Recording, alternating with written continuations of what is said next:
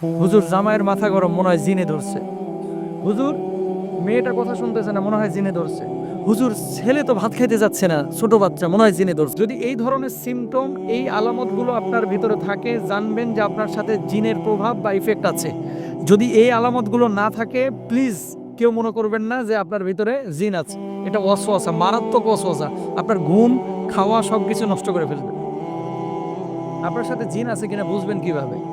বা আপনার উপরে এই ধরনের কোনো প্রভাব আছে কিনা বোঝার কয়েকটা আলামত আছে। জাগ্রত অবস্থায় কয়েকটা লক্ষণ আপনাদেরকে বলি। এখন শুরুতে বলি, এই আলামতগুলো যদি আপনার মধ্যে থাকে তাহলে জেনে নিবেন আপনাকে একজন প্রসিদ্ধ রাকির কাছে যাইতে হবে। রুকিয়া সেন্টার যেগুলো, আমি বলছি না হুজুরের কাছে আসেন, হুজুর এগুলো কাজ করে না। রুকিয়া সেন্টার ঢাকায় যেগুলো আছে, এই রুকিয়া সেন্টারগুলো মানে এরা স্পেশালিস্ট, এগুলো নিয়ে কাজ করে। এদের কাছে যাবেন এবং তদবির নেবেন।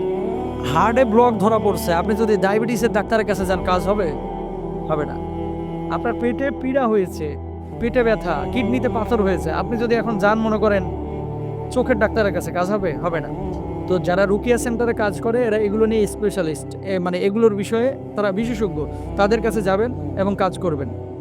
আমরা যেটা করি আমল দিয়ে দিই আর কি। যাই হোক, এখন আপনাদেরকে বলি যে জাগ্রত অবস্থায় যদি এই সমস্ত লক্ষণ পান, জানবেন যে আপনার কাছে বদজিন আছে। এক নাম্বার, কিছু মানুষের কোনো কারণ ছাড়াই মাথা ব্যথা।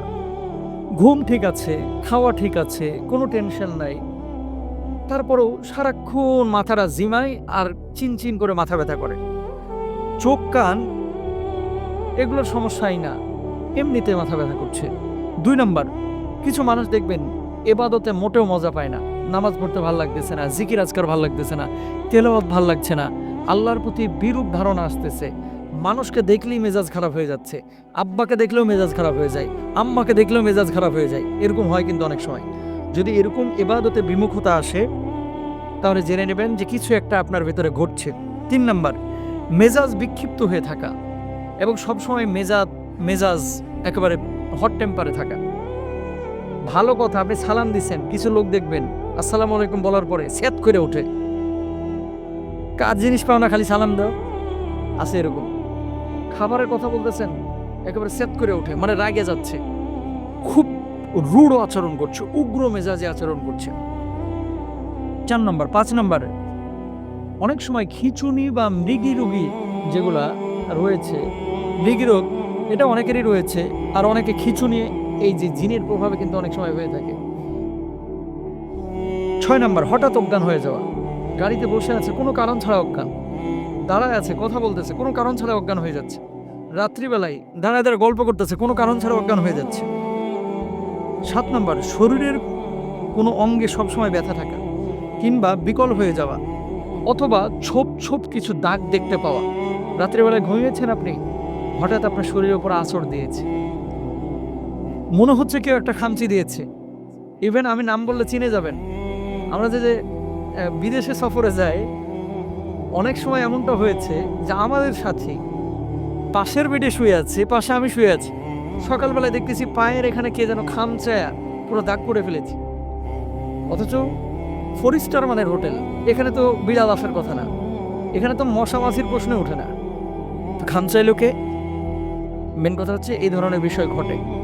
শরীরে কোনো দাগ না, ওঠার পরে দেখতেছেন খামচানোর দাগ, এগুলো কিন্তু বজ্জিনের আসর। দেখবেন যে এই সমস্ত ঘটনা ঘটতেছে কিনা।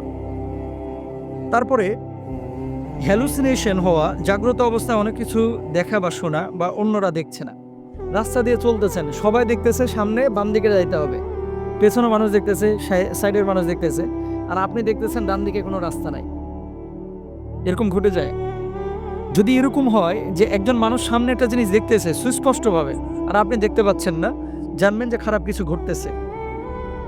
জিনের আসর যদি কারো উপরে থাকে জাগ্রত অবস্থায়, এই মানুষটার আচরণ কি হবে? হাই হাই খাই খাই আচরণ হবে। 32 কেজি মিষ্টি চাইবে, গরুর গোশত চাইবে 6 কেজি। আমি রাজশাহীতে দেখেছিলাম জিনের তদবির করতেছে কবিরাজের সামনে জিন বলতেছে যে আমারে এখন টাঙ্গাইল থেকে 8 কেজি ওজনের মিষ্টি এনে দিবি, নাহলে আমি সরতাম না। কথা বুঝতে পেরেছেন? 8 কেজি ওজনের মিষ্টি চাইতেছে। 8 কেজি ওজনের মিষ্টি খাওয়া সম্ভব না। তো যাই হোক, অনেকক্ষণ তার সাথে কথা বলার পরে কবিরাজ বলল যে আপনি 4 কেজি এনে দেন। বিশ্বাস করেন, এক ব্যক্তি দাঁড়ায়া ওখানে বসে 4 কেজি খাইতে পারে নাই, 3 কেজি খাওয়ার পর বলে যে এটা রাইখা দে, পরে খাবো। তার মানে কি? এটা মানুষের স্বাভাবিক আচরণ না, অস্বাভাবিক আচরণ। এই সমস্ত যদি সিমটম দেখেন, একটু পরামর্শ করবেন, রুকিয়া সেন্টারে যাবেন ইনশাআল্লাহ তাআলা। তাহলে এই সমস্ত জিনিসগুলো যদি আপনারা পান, তাহলে জেনে নেবেন জাগ্রত অবস্থায় যদি এরকম কোনো ঘটনা ঘটে, জেনে নেবেন সে মানুষটি জিন দ্বারা আক্রান্ত হচ্ছে, তাহলে রুকিয়া সেন্টারে যাবেন। এমন কিছু অবস্থা রয়েছে যে অবস্থাগুলো ঘুমন্ত অবস্থায় যদি হয়, তাহলে জানবেন যে জিনের আসর আছে। 1 নাম্বার নিদ্রাহীনতা। কিছু মানুষের ডে বাই ডে শরীরটা খারাপ হয়ে যাচ্ছে এবং ঘুম আসছে না, কোনো কারণ ছাড়াই ঘুম আসে না, কোনো টেনশন নাই, কিচ্ছু নাই। 1 নাম্বার। 2 নাম্বার উদ্বিগ্নতা, যার জন্য বারবার ঘুম ভেঙে যাওয়া, কিছুক্ষণ পর পর চমকে ওঠা। কিছু মানুষ দেখবেন ঘুমাতে গিয়েছে, বিছানার উপরে দাঁড়িয়েছে, এই শুয়েছে, শোয়ার পরে চোখটা বন্ধ এসেছে, আটকে ওঠে, বারবার আটকে উঠছে, বারবার আটকে উঠছে। খারাপ লক্ষণ। হয় ডাক্তারের শরণাপন্ন হন, অথবা আপনারা রুকিয়া সেন্টারে যান। 3 নাম্বার বোবায় ধরা। বোবা যখন ধরে তখন তো মাশাআল্লাহ ডাকছেন, পাশের ভাইরে কিলায় উঠাইতে পারতেছেন না, অথচ আপনি কিলাচ্ছেন না, কিন্তু মনে হচ্ছে আপনি কিলাচ্ছেন, ধাক্কাচ্ছেন, মারে ডাকতেছেন, বউরে ডাকতেছেন, কেউ সাড়া দিচ্ছে না। বোবা জিন ধরে। এই বোবা ধরার পেছনে মূল কারণ হচ্ছে অপবিত্রতা আর নামাজ কালাম ঠিক মতো না পড়া। আর যেই বিছানায় খান, ওই বিছানায় আপনার পোলায় মুতে, ওই বিছানায় আবার ঘুমান, পরিষ্কারও করে না অনেকে ঠিক মতো। মাইন্ড করেন না। অপবিত্র বিছানা যত বেশি হবে, সেই বিছানায় বোবা জিন তত বেশি আসবে। আল্লাহ বুঝদান করুক। এরপরে ঘুমের মধ্যে কিছু লোক দেখবেন প্রায় কথা বলে, চিৎকার করে ওঠে, এগুলো ভালো লক্ষণ না, জিনে ইফেক্টের লক্ষণ। ঘুমন্ত অবস্থায় কিছু মানুষ ফাল দিয়ে উঠে হাঁটাহাঁটি শুরু করে, ওইটা দাও, ওইটা দাও, ওইটা দাও, এরকম বলে দেখবেন। তারপরে প্রায়শই স্বপ্নে কোনো প্রাণীকে আক্রমণ করতে বা ধাওয়া করতে দেখা, যেমন একটা কুকুর দৌড়াচ্ছে আপনার পেছন পেছন, আপনাকে ধাওয়াচ্ছে, অথবা একটা সাপ আপনাকে ধাওয়াচ্ছে, দৌড় দিছেন কিন্তু সাপ আপনার চেয়ে বেশি জোরে দৌড়াচ্ছে। এই সমস্ত জিনিস স্বপ্নে নিজেকেও কোনো উঁচু জায়গা থেকে পড়ে যেতে দেখা।